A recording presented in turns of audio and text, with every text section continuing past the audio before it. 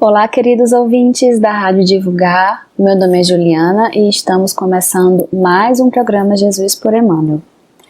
Daremos prosseguimento ao estudo do livro Pão Nosso, onde Emmanuel, por meio da psicografia de Chico Xavier, tece valiosas e importantes reflexões sobre passagens do Evangelho de Jesus.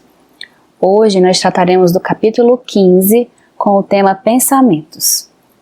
Quanto ao mais, irmãos, tudo que é verdadeiro, tudo que é honesto, tudo que é justo, tudo que é puro, tudo que é amável, tudo que é de boa fama, se há alguma virtude e se há algum louvor, nisso pensais. Paulo aos Filipenses, capítulo 4, versículo 8. Todas as obras humanas constituem a resultante do pensamento das criaturas. O mal e o bem, o feio e o belo viveram, antes de tudo, na fonte mental que os produziu, nos movimentos incessantes da vida. O Evangelho consubstancia o roteiro generoso para que a mente do homem se renove nos caminhos da espiritualidade superior, proclamando a necessidade de semelhante transformação rumo aos planos mais altos. Não será tão somente com os primores intelectuais da filosofia que o discípulo iniciará seus esforços em realização desse teor. Renovar pensamentos não é tão fácil como parece à primeira vista. Demanda muita capacidade de renúncia e profunda dominação de si mesmo, qualidades que o homem não consegue alcançar sem trabalho e sacrifício do coração.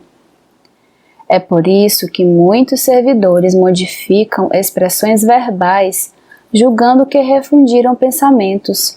Todavia, no instante de recapitular, pela repetição das circunstâncias, as experiências redentoras, encontram, de novo, análogas perturbações, porque os obstáculos e as sombras permanecem na mente, quais fantasmas ocultos.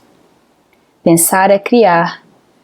A realidade dessa criação pode não exteriorizar-se de súbito no campo dos efeitos transitórios, mas o objeto formado pelo poder mental vive no mundo íntimo, exigindo cuidados especiais para o esforço de continuidade ou extinção. O conselho de Paulo aos Filipenses apresenta sublime conteúdo. Os discípulos que puderem compreender-lhe a essência profunda, buscando ver o lado verdadeiro, honesto, justo, puro e amável de todas as coisas, cultivando-o em cada dia, terão encontrado a divina equação. Bem, meus amigos, Emmanuel traz esse tema de uma forma muito especial e eu gostaria de iniciar a nossa discussão trazendo a questão 833 do Livro dos Espíritos, em que os Espíritos perguntam assim: haverá no homem alguma coisa que escape a todo constrangimento e pela qual ele goze de absoluta liberdade? E os Espíritos respondem: é pelo pensamento que o homem goza de liberdade sem limites, pois o pensamento não admite barreiras. Pode-se deter o seu ímpeto, mas não aniquilá-lo. E logo em seguida eles perguntam, na questão 834, Kardec pergunta: o homem é responsável pelo seu pensamento? E os Espíritos respondem: é responsável perante Deus. Como, porém, somente Deus é capaz de conhecê-lo. Ele o condena ou absolve segundo a sua justiça. Então, por que eu gostaria de trazer esse texto para a gente? Para falar, primeiramente, sobre a liberdade de pensamento. Todos nós temos o poder de escolha, o nosso livre-arbítrio, de no que nós concentramos os nossos pensamentos, o que nós concentramos as nossas escolhas. E, como os Espíritos falam, é um terreno de liberdades, só que na questão seguinte ele fala da responsabilidade que nós temos com o que nós pensamos. Porque, de fato, como Emmanuel vai trazer para a gente aqui, o pensamento ele cria, certo? Então, Emmanuel começa o texto falando que todas as obras humanas constituem a resultante do pensamento das criaturas. Então, tudo que existe, tudo que há no mundo material, seja tanto bens, né, materiais, como as situações de a felicidade ou sofrimento que nós vivemos, elas tiveram um início no pensamento. E ele fala, o mal e o bem, o feio e o belo viveram antes de tudo na fonte mental que os produziu, nos movimentos incessantes da vida. Então, nós temos um poder muito grande, né, diante desse livre-arbítrio que Deus nos dá, mas ao mesmo tempo também temos responsabilidades, né? E aí está a escolha da passagem do Evangelho por Emmanuel, que ele fala que tudo que é verdadeiro, tudo que é honesto, tudo que é justo, puro, amável, de boa fama, se há alguma virtude ou louvor, nisso pensais. E essa passagem do Evangelho, ela vai diretamente ao encontro do parágrafo seguinte, né? Na orientação de Emmanuel, que o Evangelho consubstancia o roteiro generoso para que a mente do homem se renove nos caminhos da espiritualidade superior. Então, assim, o que é que nos diz o Evangelho? Que nós devemos pensar no que é bom, no que é justo, no que é belo, no que é amável, no que é virtuoso. Dentro do mundo que nós vivemos, né, nós vivemos num planeta de provas e expiação, infelizmente as imperfeições, as nossas imperfeições, elas saltam aos olhos. Porém, a gente tem acesso a exemplos do bem, né, espalhados ao nosso redor. Só que nós acabamos nos concentrando nas coisas que não são virtuosas. E aí ele continua falando que, chamando-nos para a necessidade de transformarmos rumo aos planos mais altos. Não será tão somente com os primores intelectuais da filosofia que o discípulo iniciará seus esforços em realização desse teor. Nesse sentido, Emmanuel está chamando a atenção da gente que não é o fato de eu saber que eu devo olhar o belo, olhar o perfeito, não. Não é a gente se isolar numa caixinha, good vibes e aquela coisa toda, eu só vou ver. Não, o mal ele existe no mundo, o mal ele existe dentro de nós, mas nós precisamos dar eco para o que existe de bom e belo dentro de nós e também no mundo. E aí você me pergunta, Juliana, e o que é que eu faço com o mal? E aí ele vai trazer no parágrafo seguinte, falando que renovar esses pensamentos não é algo tão fácil como parece à primeira vista. Por que não é fácil? Porque nós somos seres imperfeitos, né? Nós estamos na gradação de uma escala evolutiva. Então, o mal ele existe em nós, ele existe no mundo. E aí ele continua dizendo que demanda muita capacidade de renúncia. Olha só, Emmanuel trazendo o caminho, né? E profunda dominação de si mesmo. Capacidade de renúncia e dominação de si mesmo. Então a gente precisa conhecer o mal que há dentro da gente e dominá-lo, não dar eco a ele. Qualidades que o homem não consegue alcançar sem trabalho e sacrifício do coração. Por quê? Porque é difícil. Não é fácil a gente resistir a esse mal. Não é fácil a gente resistir às nossas imperfeições, né? É tentador até. E aí, nesse sentido, eu queria trazer para a gente mais uma passagem, agora do Evangelho segundo o Espiritismo, capítulo 8, item 7, que ele vai explicar para a gente como que ocorre, né, essa passagem, essa transformação, certo? Que a gente precisa rumo aos planos mais altos, que não é de uma hora para outra que a gente consegue isso.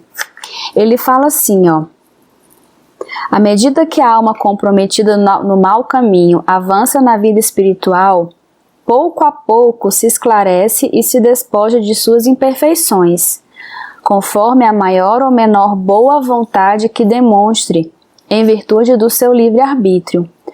Todo pensamento mau resulta, pois, da imperfeição da alma, mas, de acordo com o desejo que alimenta de depurar-se, Mesmo esse mau pensamento se torna para ela uma ocasião de adiantar-se, porque o repele com energia. Olha que interessante isso. Então, mesmo que a gente tenha o reconhecimento do mal que existe na gente, o desejo sincero, né, de não alimentar esse sentimento, de alimentar o sentimento de melhora, já é uma ocasião de elevação. É indício de esforço para apagar uma mancha. Não cederá caso se apresente ocasião de satisfazer a um mau desejo. Depois que haja resistido, sentir-se-á mais forte e contente com sua vitória. Então, o que o Evangelho nos traz? Que é muito difícil resistir aos maus pensamentos. A preguiça, a má vontade, o maldizer o outro, criticar, julgar. É muito cômodo isso. Resistir a isso é muito difícil, porque nós temos o orgulho, a nossa vaidade, só que quando a gente consegue, aí vem a alegria. E aí o Evangelho continua dizendo que aquele que, ao contrário, não tomou boas resoluções, procura a ocasião de praticar o mau ato, e se não o fizer, não é por efeito da sua vontade, mas falta de oportunidade. É, pois, tão culpado quanto seria se o cometesse. E aí ele fecha dizendo, em resumo, naquele que nem concede a ideia do mal, já há progresso realizado. Naquele em que surge a ideia, mas a repele, acredito que seja o nosso caso, né, como espíritos imperfeitos, há progresso em vias de realizar-se. Naquele, finalmente, que pensa no mal e nele se compraz, o mal ainda existe em toda a sua plenitude. Num, o trabalho está feito, no outro, está por fazer-se. Então, continuando o texto, né, no sentido do que o Evangelho nos trouxe, Emmanuel nos fala que muitos servidores modificam suas expressões verbais julgando refundir em pensamento. Só que ele chama a atenção que não basta a gente somente mudar as expressões verbais. A gente acabou de ler no Evangelho que a gente precisa o quê?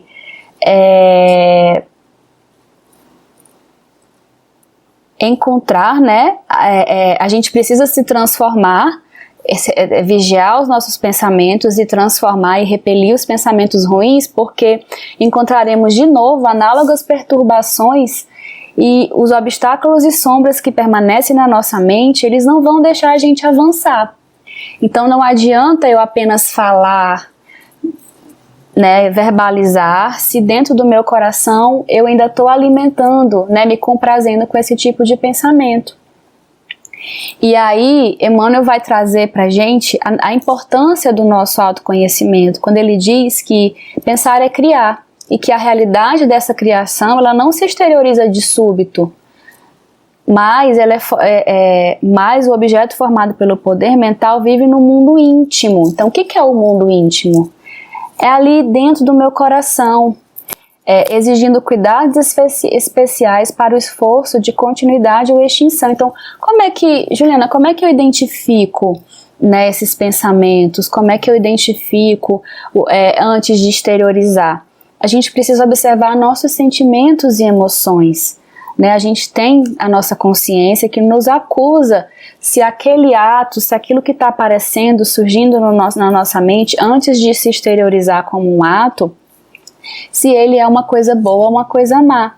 Então, a partir dessa observação de nós mesmos, como nós reagimos às circunstâncias da vida, é que nos faz nós termos contato com as nossas imperfeições e nos dá a oportunidade da gente se regenerar e se transformar e andar mais um degrauzinho na escala evolutiva. E aí Emmanuel conclui falando que o Conselho de Paulo aos Filipenses apresenta sublime conteúdo. Então, como a gente leu no Livro dos Espíritos sobre a liberdade de pensar e a responsabilidade que nós temos, nós podemos entender que nós temos o poder de mudar. Então, se eu tenho o poder de criar a minha vida, se eu tenho o poder de criar a minha realidade, né? E eu buscar o lado verdadeiro, honesto, justo, puro e amável de todas as coisas, cultivando, né? Aí vem a ação em cada dia, a gente vai encontrar a divina equação. Então aí está o segredo. É o autoconhecimento, a autoobservação, a autoanálise.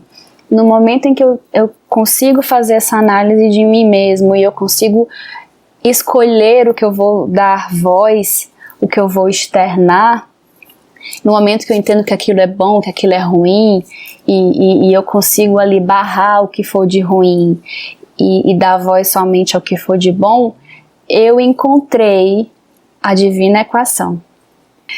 Então, meus amigos, essa foi nossa contribuição para o divulgar.net. Espero que vocês tenham gostado da explanação e espero que continuem assistindo aos nossos programas e que é com muito carinho que nós preparamos esse trabalho. Paz para todos.